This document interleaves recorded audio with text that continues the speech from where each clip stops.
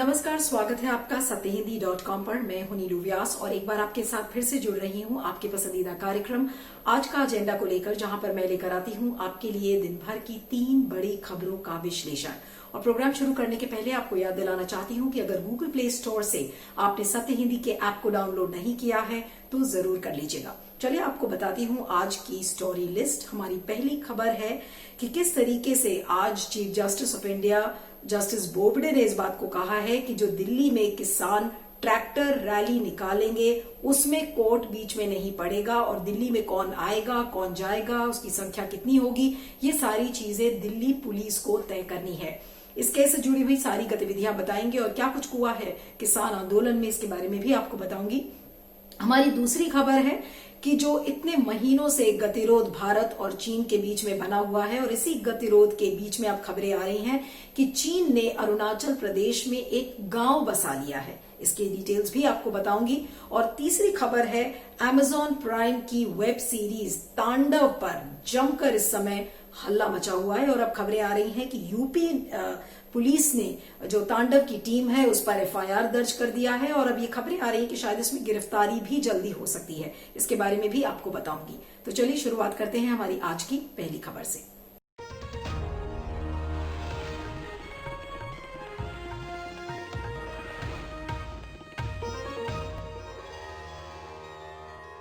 बात करते हैं किसान आंदोलन की, जिसका आज 54वां दिन है। लेकिन इससे भी ज्यादा आज महत्वपूर्ण बात है कि आपको ध्यान होगा कि केंद्र सरकार ने दिल्ली पुलिस के जरिए एक इंजंक्शन फाइल किया था, जिसमें यह कहा गया था कि जिस तरीके से किसानों ने एक ट्रैक्टर रैली निकालने की बात कही है 26 जनवरी को, उससे देश की बदनामी हो सकती है। तो उसी केस की हियरिंग आज फिर से सुप्रीम कोर्ट में थी, जिसमें chief justice of India एस.ए. Bobde ने इस बात को कहा है कि दिल्ली में ये जो किसान रैली निकाल रहे हैं, ये ट्रैक्टर रैली कहां से निकलेगी, इसमें कितने किसान आएंगे, ये पूरा एक कानून व्यवस्था का हिस्सा है और इस कानून व्यवस्था में कोर्ट इंटरफियर नहीं करेगा, कोर्ट हस्तक्षेप नहीं करेगा।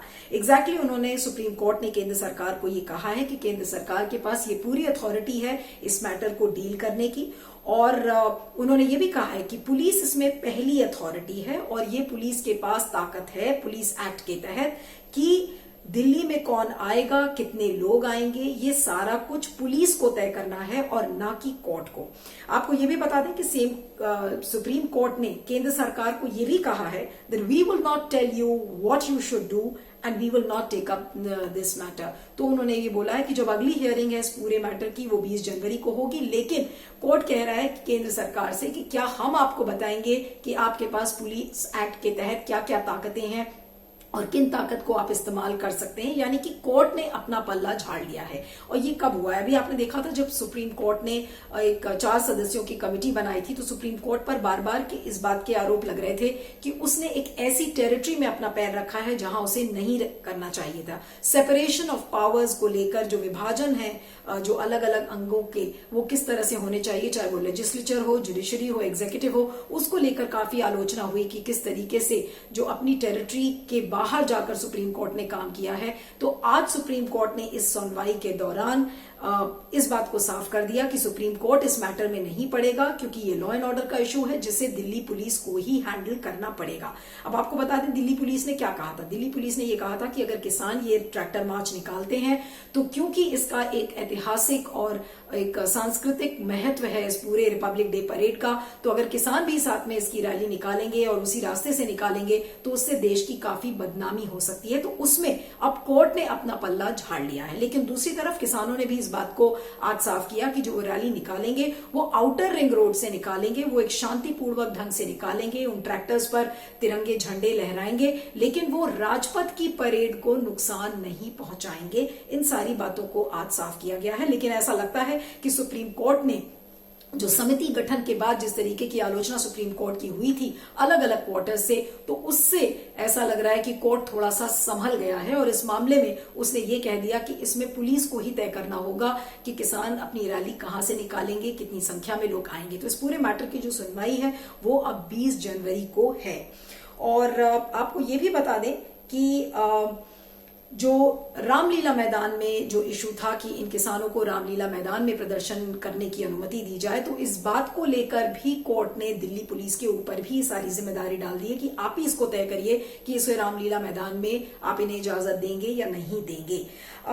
उधर आपको ये भी बता दें कि आज जो पंजाब के मुख्यमंत्री हैं अमरिंदर सिंह, उन्होंने काफी आलोचना की है केंद्र सरकार की, किस तरीके से जो नेशनल इन्वेस्टिगेटिंग एजेंसी है वो अलग अलग लोगों को नोटिस दे रहा है और कह रहा है कि उनको एग्जामिनेशन के लिए आना पड़ेगा, तो उस पर भी काफी आलोचना हुई है। लेकिन कुल मिलाकर आपको बता दें कि जो बातचीत का रास्ता कहीं से दूर दूर तक नहीं निकल पा रहा है और गतिरोध एक तरीके से बना हुआ है। कल 19 जनवरी है, जबकि दूसरे अब अगले दौर की बातचीत होनी है, लेकिन बातचीत के मायने क्या है मुझे कोई समझ में नहीं आ रहा है, क्योंकि पिछले बार भी जब बातचीत हुई थी तो किसानों ने ये कह दिया कि इन तीनों कृषि कानून को निरस्त करना होगा, रिपील करना होगा, जिसके लिए कल फिर से कृषि मंत्री नरेंद्र सिंह तोमर ने इस बात को कहा कि वो कानून को रिपील नहीं करेंगे और वो अमेंडमेंट्स के लिए यानी कि बदलाव के लिए तैयार हैं। तो ये आंदोलन अभी कितने दिन चलेगा, अभी कुछ भी कहना इस पर मुश्किल है। लेकिन आप देख लीजिए कि इसमें न तो सियासत काम आ रही है, यानी कि सियासत विफल होती हुई नजर आ रही है किसान आंदोलन को हैंडल करने में। कोर्ट ने भी एक तरीके से पल्ला झाड़ लिया है और जो भी इसमें सुझाव या सजेशंस उन्होंने दिए तो वो बहुत कामगार साबित नहीं हुए। इनफैक्ट उसकी बहुत ज्यादा आलोचना हुई और संसद ने तो अपना काम ही नहीं किया जहां तक कृषि कानून का सवाल है। यानी कि संसद, सियासत, अदालत सब किसानों की समस्या का समाधान करने में विफल नजर आ रहे हैं। इसलिए यह आंदोलन ऐसा लगता है कि अभी और चलेगा और कितना लंबा चलेगा अभी ये कोई कह नहीं सकता है। लेकिन आंदोलन को तेज करने का किसानों ने जरूर निश्चय कर लिया है। उन्होंने कहा है कि ये आंदोलन तेज रहेगा। इनफैक्ट राकेश टिकैत ने तो ये कहा है कि ये आंदोलन तब तक जारी रहेगा जब तक मई 2024 के चुनाव नहीं हो पाते। हालांकि राकेश टिकैत का इसमें बहुत ज्यादा स्टेक होल्डिंग नहीं है, उनको बहुत ज्यादा राजनीतिक अंग से उनको लोग देख रहे हैं। लेकिन कुल मिलाकर जो किसानों की जो समस्या है वो ऐसा लग रहा है अभी वहीं की वहीं है। और जैसा मैंने कहा कि न तो संसद, न सियासत, न अदालत, कोई भी अंग इस समय ऐसा लग रहा है कि किसानों की भावनाओं को नहीं समझ पा रहा है। उनकी समस्या का समाधान करने में ये सारे अंग विफल नजर आ रहे हैं। इस पर आपका क्या फीडबैक है जरूर बताइएगा। मैं आगे चलती हूँ।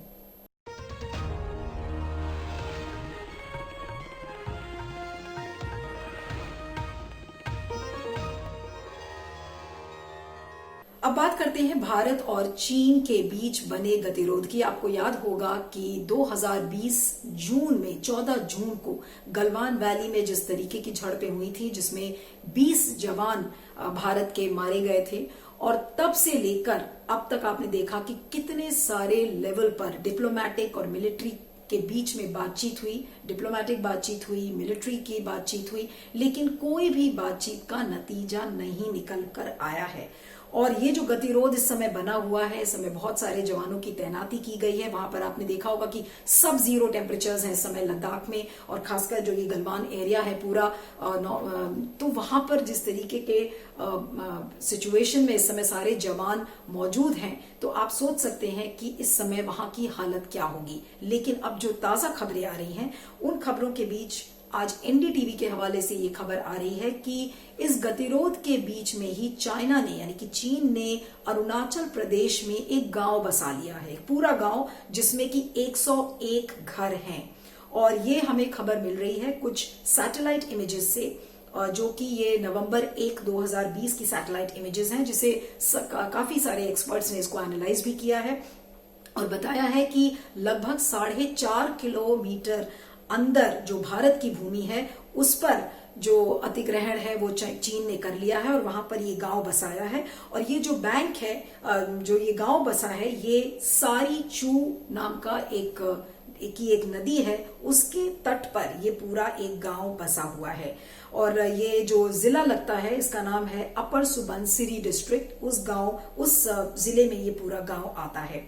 अब आपको बता दें कि ये जो इमेजेस हैं, अगर ये जो इमेज आई है अभी सैटेलाइट की, जिससे कि ये पता चल रहा है कि ये सारी चू नदी के पास ये पूरा जो गांव है जिसमें 101 घर हैं, तो ये जो इमेज है ये 1 नवंबर की है, लेकिन जो पहले की इमेजेस हैं, मिसाल के तौर पर दिया गया है कि 26 अगस्त 2019 की अगर आप इमेजेस देखें तो ये गांव उस समय नहीं बना हुआ था। यानी कि जो ये गतिरोध का पीरियड था, जिस समय ये लास्ट के 9 से 10 महीनों के बीच जो गतिरोध है, उसी बीच ये गांव बसाया है चीन ने। और ये कब बसाया है? जबकि चीन और भारत के बीच में मिलिट्री लेवल पर बातचीत चल रही थी, डिप्लोमेटिक लेवल पर बातचीत चल रही थी, पॉलिटिकल लेवल पर बातचीत चल रही थी कि बातचीत किस लेवल पर कि डिसएंगेजमेंट किया जाए, सीज फायर का ऐलान किया जाए। यानी कि जिस तरीके की झड़पें देखी गई थी, उनके टेम्परेचर्स को कूल डाउन करने की बातें हो रही थी। तो एक तरफ चीन टेम्परेचर्स को कूल डाउन करने की बात करता है, डिसएंगेजमेंट की बात करता है, और दूसरी तरफ जो चीन का एजेंडा है कि किस तरीके से भारत की भूमि में, भारत की जमीन में घुसकर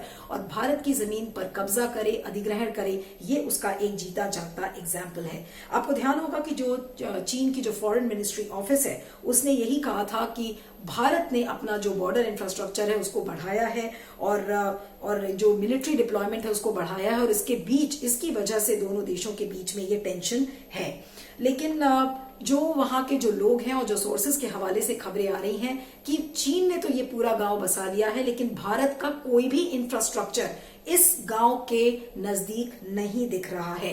अब आपको बता दें कि जो बीजेपी के एमपी हैं तापिर गांव, अरुणाचल प्रदेश के, उन्होंने पिछले साल ही लोकसभा को ये इंफॉर्मेशन बताई थी कि किस तरीके से जो चीन है वो चीन की तरफ से ये घुसपैठ वहां पर बढ़ रही है। और उन्होंने ये भी बताया कि बल्कि 60 से 70 किलोमीटर अंदर जो सुबनसिरी जिला है, वहां पर चीन के लोगों ने रोड्स बना लिए हैं। लेकिन इस पर एमईए का जो रिस्पांस है अभी तक वो बहुत ही ढीला ढाला रिस्पांस रहा है। एनडीटीवी ने एमईए का रिस्पांस इस पर जानने की कोशिश की तो उन्होंने कहा कि we are committed towards the sovereignty and integrity of our country, और हम बॉर्डर इंफ्रास्ट्रक्चर बढ़ाने के लिए भी बिल्कुल कटिबद्ध हैं। और आपको ये भी बता दें कि जो सर्वेयर जनरल ऑफ इंडिया है, उन्होंने भी इस गांव को दिखाया है कि वो भारत की जो जमीन है उस पर ये पूरा गांव बसा हुआ है। यानी कि जो ये पूरा कंस्ट्रक्शन है एक तरीके से वायलेशन है, जितने भी एग्रीमेंट्स हुए हैं भारत और चीन के बीच में, ये सीधा साधा उसका उल्लंघन है। जो स्ट्रैटेजिक अफेयर्स एक्सपर्ट हैं डॉक्टर ब्रह्मा चेलानी, उन्होंने भी इस बात को कहा है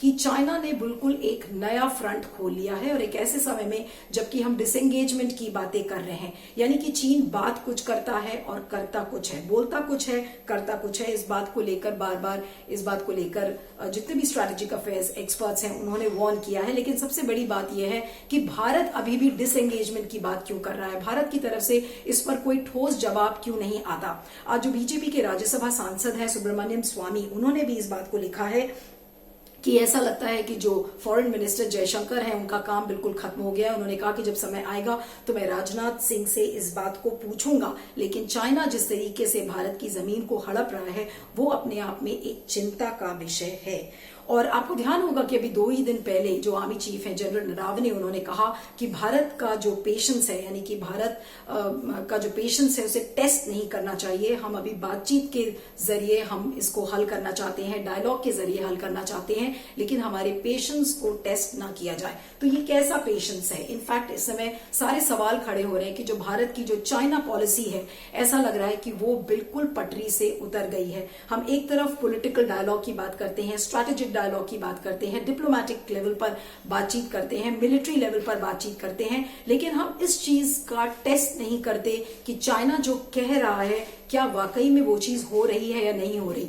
ये जो गांव बनाया गया है जहां पर 101 घर हैं, वो इस बात का जीता जागता एग्जाम्पल है कि बातचीत के साथ साथ चीन की कथनी और करनी में फर्क है। लेकिन चीन से ज्यादा इस समय जो बड़े सवाल खड़े हो रहे हैं वो भारत की सरकार के ऊपर खड़े हो रहे हैं कि चाइना को लेकर भारत की सरकार का रुख क्या है। आखिर जो हम एक ग्रिट और एक डिटर्मिनेशन जो हम पाकिस्तान को हैंडल करने में दिखाते हैं, वो चाइना को हैंडल करने में भारत की सरकार विफल नजर क्यों नहीं आ रही है। और सीधा साधा जो एक विस्तारवाद का एजेंडा है जो चाइना का दिख रहा है, उसे भारत क्यों नहीं समझ पा रहा है। आज भारत, अगर हम 56 इंच के छाती की हम बात करते हैं, तो जब चीन की बात आती है तो वहां पर हम क्यों मेमने लगते हैं। ये सभी लोग इस बात को लेकर अभी तक कहते आए हैं। स्ट्रैटेजिक एक्सपर्ट्स ने भी इस बात को वार्न किया है, लेकिन ऐसा लगता है कि भारत अपना मन अभी तक नहीं बना पाया है कि चाइना को लेकर उसकी पॉलिसी क्या होनी चाहिए। चाइना की जो हेजमनी है, एक तरीके से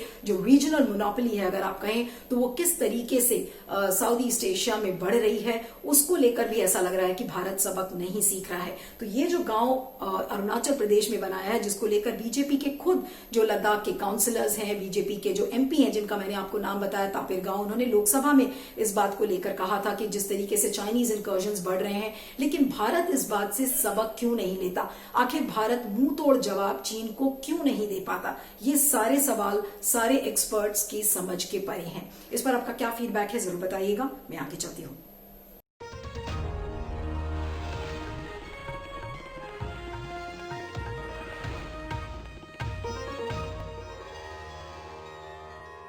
अब बात करते हैं Amazon प्राइम की जो वेब सीरीज है जिसका नाम है तांडव, जिसको लेकर आपने देखा है कि पिछले 2 से 3 दिनों में काफी शोर मच रहा है। इस सीरीज में ये कहा गया है कि जिस तरीके से राजनेताओं को दिखाया गया है, यानी कि पॉलिटिशियंस को दिखाया गया है, they are shown in a bad light. उसके बाद ये कहा गया है कि हिंदू देवी देवताओं को आहत पहुंचाई जा रही है, उनकी भावनाओं को, धार्मिक भावनाओं को इससे ठेस पहुंच रही है। ये इस तरीके की सीरीज है। तो इन तमाम आरोपों के बीच में अब जो ये खबर आ रही है, और आपने देखा होगा कि जो महाराष्ट्र के विधायक है राम कदम, उन्होंने इस बात को लेकर शिकायत की। उसके बाद जो बीजेपी के एमपी हैं मनोज कोटक, उन्होंने एक पत्र लिखा सूचना और प्रसारण मंत्रालय को, जिसको लेकर सूचना और प्रसारण मंत्रालय ने Amazon प्राइम जो इंडिया हेड है उनको तलब भी किया है और कहा है कि आप एक्सप्लेन करिए कि ये किस तरीके की सीरीज बनी है। और हद तो तब हो गई जब यूपी में जो लखनऊ के हजरतगंज पुलिस थाना है, वहां के सब इंस्पेक्टर ने शिकायत की और उसने देखा कि किस तरीके के सोशल मीडिया कमेंट्स आ रहे थे तांडव की जो वेब सीरीज है उसको लेकर। और उसने जो एफआईआर दर्ज की है, उस एफआईआर में बहुत इंटरेस्टिंग चीजें ये कही गई हैं कि भगवान शिव का मजाक उड़ाया गया है। उसमें भगवान के जो कपड़े दिखाए गए हैं वो बहुत भद्दे तरीके से कपड़े दिखाए गए हैं।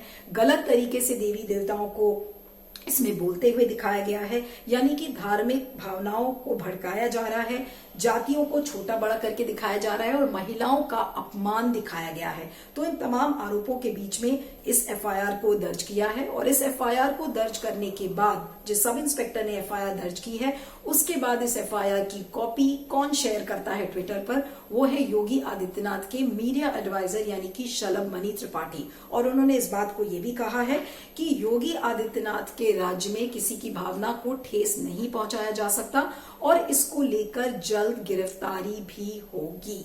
तो आपने देखा था कि किस तरीके के लोगों ने इस पर शोर मचाना शुरू किया है। कपिल मिश्रा को मैं भूल गई आपको बताना कि कपिल मिश्रा वही हैं जिन्होंने दिल्ली दंगे में बढ़ चढ़कर बोला था, तो उन्होंने भी इस पर शिकायत दर्ज की है। तो ये जो सारे नेता हैं इस समय, चाहे मैं मनोज कोटक की बात करूं, चाहे राम कदम की बात करूं, शलभ मणि त्रिपाठी जो कि योगी आदित्यनाथ के हिंदुत्व एजेंडा को आगे बढ़ा रहे, तो इन तमाम आरोपों के बीच में ये सारे लोग हैं जो आज हिंदुत्व की राजनीति को चमकाने में लगे हुए हैं। उधर बीएसपी की जो सुप्रीमो है मायावती, उन्होंने कहा है कि जो ऑब्जेक्शनेबल जो पार्ट्स हैं, यानी कि जो अपमानजनक जो हिस्से हैं इस वेब सीरीज से, उसको हटा देना चाहिए। लेकिन सोशल मीडिया पर इस पर काफी शोर मच रहा है कि इस पूरी सीरीज का बहिष्कार होना चाहिए। तो इसको लेकर अभी बहुत ऐसी कोई प्रतिक्रिया नहीं आई है Amazon की तरफ से, लेकिन फिलहाल सूचना और प्रसारण मंत्रालय ने तलब किया है। अब इस पर यह देखना होगा कि Amazon प्राइम के जो हेड हैं उनका उस पर क्या जवाब है। इधर बीच जो खबर आ रही है, अगर आप इसकी कास्ट देखें तो इसमें जीशान अयूब है और जो इसके डायरेक्टर हैं यानी कि निदेशक अली अब्बास जफर, और उनको बोला गया है कि आप माफी मांगे। उधर सैफ अली खान जिन्होंने किरदार निभाया है, उनके घर की सिक्योरिटी बढ़ा दी गई है क्योंकि एक लॉ एंड ऑर्डर की सिचुएशन उत्पन्न हो सकती है। तो आपने देखा है कि किस तरीके से ओटीटी प्लेटफॉर्म पर जितनी भी जो वेब सीरीज हैं, अपनी फ्री फ्लोइंग आइडियाज के साथ अगर कोई वेब सीरीज आती है तो उसका तुरंत इस चीज को लेकर बहिष्कार किया जाता है कि वो किसी न किसी की भावना को ठेस पहुंचा रहे हैं या धार्मिक भावनाओं को आहत पहुंचा रहे हैं, या अक्सर उन पर यह आरोप लगता है कि उसमें बहुत ज्यादा सेक्स है, बहुत ज्यादा एडल्ट्री है, बहुत ज्यादा अल्कोहल का यूसेज है, उसे बच्चे नहीं देख सकते। तो कहीं ना कहीं फ्रीडम ऑफ एक्सप्रेशन को किस तरीके से दबाया जा रहा है, ये भी उसका एक जीता जागता एग्जाम्पल है। लेकिन जो ओवर द टॉप प्लेटफॉर्म्स है यानी कि ओटीटी प्लेटफॉर्म्स पर ये पहली बार इस तरीके की कंट्रोवर्सी नहीं देखी गई। अभी नवंबर के महीने में हमने देखा था कि जो सूटेबल बॉय की जो सीरीज थी उसमें मध्य प्रदेश में रीवा में इसको लेकर एफआईआर दर्ज की गई थी कि किस तरीके से एक मंदिर के अंदर एक लड़का और लड़की को दिखाया गया है कि वो किस कर रहे हैं, उसको लेकर एक काफी आपत्ति लोगों ने अपनी दर्ज कराई थी, जिसको लेकर एक एफआईआर भी दर्ज की गई। तो लेकिन अब यहाँ पर ये देखना होगा कि जितने भी ओटीटी प्लेटफॉर्म्स हैं उसको कंट्रोल में करने के लिए उसकी एक गाइडलाइंस भी बना रही है समय सूचना और प्रसारण मंत्रालय। लेकिन ये एक फ्रीडम ऑफ एक्सप्रेशन का भी मामला है कि जो अब आप कहते हैं कि भावनाएं आहत हो रही हैं, तो इसको कौन डिसाइड करेगा कि आपकी भावना आहत हो रही है? क्या एक इंटरनेट पर बैठी हुई जो एक सेट ट्रोल आर्मी है जिसका एक प्री कंसीव्ड एजेंडा है, क्या वो तय करेगी कि किसकी भावना आहत हो रही है? अगर एक sub inspector UP police Hazratganj के थाने से अगर उसने दर्ज कराई है तो इसकी क्या गारंटी है कि वो उसने एक पॉलिटिकली मोटिवेटेड कंप्लेन नहीं दर्ज कराई है? अगर आप इस सीरीज को आप उठाकर देखें तो आज ऐसे बहुत सारे लोग कह रहे हैं कि अगर आप फर्स्ट 15 मिनट्स इस सीरीज के देखें तो उन्हें समझ में भी नहीं आ रहा एग्जैक्टली कि किस देवी देवता की भावनाएं हैं वो आहत हो रही हैं, किसने गलत कपड़े ढंग से कपड़े पहने हैं। तो बहुत सारे लोगों का ये फिगमेंट ऑफ इमेजिनेशन है, आपने देखने का नजरिया है। लेकिन इस सारी चीजों के बीच में अगर हम एक तरफ फ्रीडम ऑफ एक्सप्रेशन की बात करते हैं, दूसरी तरफ हर्ट सेंटिमेंट्स की बात करते हैं, तीसरा जो इसका अंग है वो एक इंटरनेट पर ट्रोल आर्मी है जो कि एक प्री कंसीव्ड एजेंडा, चाहे वो हिंदुत्व का एजेंडा हो चाहे इस्लामिस्ट एजेंडा हो, उसको चलाती है। तो आज इस चीज को लेकर कौन तय करेगा कि किसके सेंटिमेंट्स हर्ट हुए हैं? लेकिन जिसने ये फिल्म बनाई है उसके लिए एक क्रिएटिव एक्सप्रेशन था, अब उसकी फिल्म का बहिष्कार किया जाएगा। तो इन तमाम चीजों को लेकर अब सूचना और प्रसारण मंत्रालय इस पर क्या करता है। लेकिन फिलहाल जो तांडव वेब सीरीज है वो काफी सुर्खियों में आ गई है। बहुत सारे लोग ऐसा भी कह रहे थे कि इसको कोई देख नहीं रहा था, इसकी स्टार कास्ट जो है वो बिल्कुल अच्छी नहीं है। तो कहीं ना कहीं इस वेब सीरीज को पब्लिसिटी तो मिल गई है और अक्सर हमने देखा है कि जब बहुत ज्यादा पॉपुलर फिल्म्स नहीं होती हैं तो एक कंट्रोवर्सी जनरेट की जाती है। तो एक वो भी एंगल हो सकता है कि इस कंट्रोवर्सी को जानबूझकर क्रिएट किया गया हो। लेकिन ये सारी जांच का विषय है। लेकिन जिस तरह से हम फ्रीडम ऑफ एक्सप्रेशन को देखते हैं, curtailment of freedom of expression को देखते हैं और एक हम लक्ष्मण रेखा कहां पर बनाएंगे, सूचना और प्रसारण मंत्रालय ऐसे किसी भी कंप्लेंट को लेकर और तुरंत एक नोटिस जारी कर देता है, तो ये वाकई में एक चिंता का विषय है। और ओटीटी प्लेटफॉर्म्स को लेकर काफी संवेदनशील ये पूरा मामला हो गया है। जैसे मैंने आपको बताया था कि सूटेबल बॉय के केस में भी हुआ था, ऐसी बहुत सारी कंट्रोवर्शियल वेब सीरीज आई हैं। तो आज इस बात को तय कौन करेगा, इसकी क्या एक रेगुलेटरी अथॉरिटी बनेगी, इसका जो नोडल बॉडी है वो इसको तय करेगा, इसमें कौन कौन लोग होंगे जो इस बात को तय करेंगे कि इसे आप सेंसर करना चाहिए या नहीं करना चाहिए। लेकिन एक क्रिएटिव एक्सप्रेशन को क्या आप सेंसर कर सकते हैं? बहुत सारे ऐसे लोग हैं who are against the censorship. तो ये सारे बड़े सवाल खड़े हैं और लेकिन इस पर अभी जमकर राजनीति भी हो रही है। लोग जो कुछ राजनीतिक पार्टीज हैं वो अपने हिंदुत्व वोट बैंक को बचा रही हैं, जैसे कि बीजेपी, उसमें बीएसपी भी अब शामिल हो गई है क्योंकि बीएसपी ने बहिष्कार करने के लिए नहीं कहा है, लेकिन कहा है कि वो पोर्शंस को हटा देना चाहिए जहां पर हिंदू देवी देवताओं से जुड़े हुए जो चीजें दिखाई हैं। तो इस पर जमकर राजनीति हो रही है और तांडव सीरीज की पब्लिसिटी भी काफी हो रही है। लेकिन जो मूल सवाल हैं, जो फंडामेंटल क्वेश्चंस हैं about creative expression specially on OTT platforms, उसका कंटेंट कैसा होना चाहिए, उसका टारगेट ऑडियंस कैसा होना चाहिए, उसकी क्या लक्ष्मण रेखा होना चाहिए, अब देखना होगा कि जो सूचना प्रसारण मंत्रालय इसको लेकर किस तरीके की गाइडलाइंस, किस तरीके के नियम बनाता है। लेकिन तब तक जब तक ये गाइडलाइंस नहीं बनती हैं तो ऐसे ओटीटी प्लेटफॉर्म्स पर जितनी भी वेब सीरीज आएंगी वो नेचुरल है कि अपनी पब्लिसिटी को क्रिएट करने के लिए कोई ना कोई कंट्रोवर्सी जनरेट करेंगी। लेकिन इन सीरीज से कोई हिंसात्मक घटना ना हो, कोई लॉ एंड ऑर्डर सिचुएशन ना हो, इस बात को लेकर भी हमें चौकन्ना रहना होगा। इस पर आपका क्या सोचना है, फीडबैक दीजिएगा। आज की एजेंडा की 3 खबरों में इतना ही। आप मुझे ट्विटर पर फॉलो कर सकते हैं, मेरा ट्विटर हैंडल है @needu317। और चलते चलते आपको याद दिलाना चाहती हूं कि अगर गूगल प्ले स्टोर से आपने सत्य हिंदी के ऐप को डाउनलोड नहीं किया है तो जरूर कर लीजिएगा। बने रहिएगा सत्य हिंदी पर। Thank you so much. सत्य हिंदी का ऐप डाउनलोड करें गूगल प्ले स्टोर पर।